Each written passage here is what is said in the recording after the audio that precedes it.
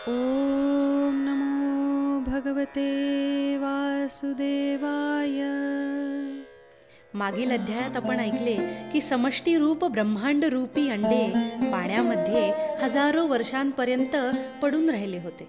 भगवंतांनी त्यास काल, कर्म आणि स्वभाव याच्या सहाय्याने जिवंत केले.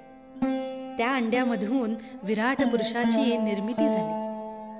ब्रह्मदेव पुढे 6व्या अध्यायामध्ये त्या विराट पुरुषाच्या विविध विभूतींचे वर्णन करत आहेत. ब्रह्मदेव म्हणतात, विराट पुरुषाच्या मुखातून वाणी व तिची अधिष्ठात्री देवता अग्नी उत्पन्न, 7 धातूंपासून सप्तछंद उत्पन्न, कोणकोणते ते सविस्तर पाहू. गायत्री, त्रिष्टुप, अनुष्टुप, उष्णिक, बृहती, पंक्ती, जगती हे सप्तछंद असते. 7 धातूपासून या छंदांची उत्पत्ती होत असते. विराट पुरुषाच्या जिभेतून रसनेंद्रिय व त्याची अधिष्ठात्री देवता वरुण, मनुष्य पितर देवतांचे भोजनाचे अमृतमय अन्न उत्पन्न होई. त्याच्या नाकाच्या छिद्रातून प्राण, अपान, व्यान, उदान, समान हे पंचप्राण आणि वायू देवता होई उत्पन्न, हे ध्यानात घ्यावे. विराट पुरुषाच्या नाकापासून घ्राणेंद्रिय व त्याची देवता अश्विनी कुमार निघून सर्व औषधी, गंध व सुगंध होती उत्पन्न. त्यामधून रूप व तेज विराट पुरुषाच्या डोळ्यापासून स्वर्ग व सूर्याची ती जननी, त्यांच्या नेत्रेंद्रियापासून रूप व तेज उत्पन्न.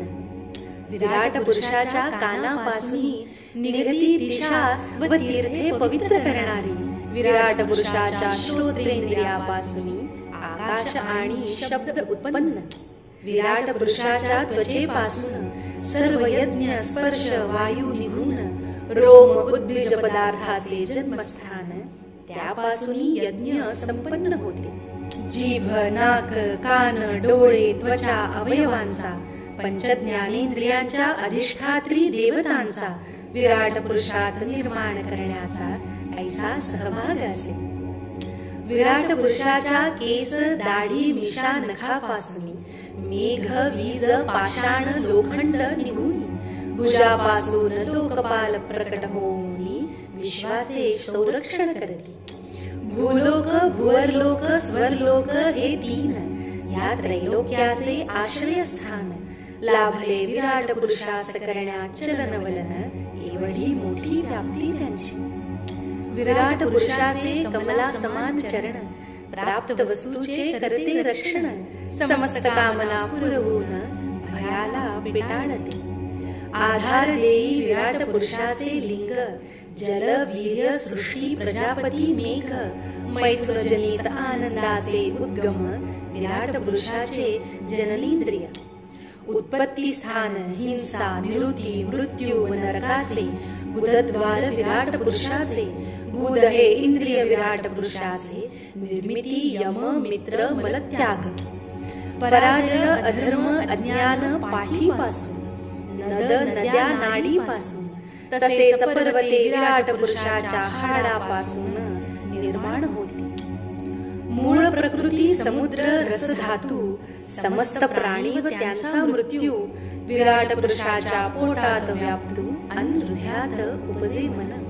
विराट पुरुषाच्या चित्ताश्रया येती, मी, तू, सनकादी, शंकर आदी यती, समस्त जगत व त्यातील चराचर वस्तू वसती, प्रत्यक्ष विराट पुरुष. कोण कोण त्या वस्तू त्याची यादी थोडक्यात पाहू. विराट पुरुषाची व्याप्ती जाणू किती प्रचंड. दैत्य, मनुष्य, गंधर्व, पितर, यक्ष, राक्षस, सिद्ध, विद्याधर, भूत, प्रेत, पशु, पक्षी आदी प्राणी मात्र सर्वच असती विराट पुरुष. अप्सरा, चारण, सर्प, नाग, सरपटणारे प्राणी, वृक्ष, मृग, जीवसृष्टीने व्याप्त सर्व जग असती विराट पुरुष. आकाश, पाणी, ग्रह, नक्षत्रे, धूमकेतू, वीज, मेघ, तारे हे विश्वातील घटक सारे असती विराट पुरुष. हे संपूर्ण विश्व विशाल जे होते आहे असेल त्या विराट पुरुषांनी वेढलेलं त्यात विश्व केवळ वितभरकडचे. याव संकल्प मनुष्याचे, निर्माण करीती ज्या ज्या गोष्टींचे, भगवंतासती त्याही पलीकडचे, महिमा त्यांचा अनाकलनीय. हरि ओम तत्सत.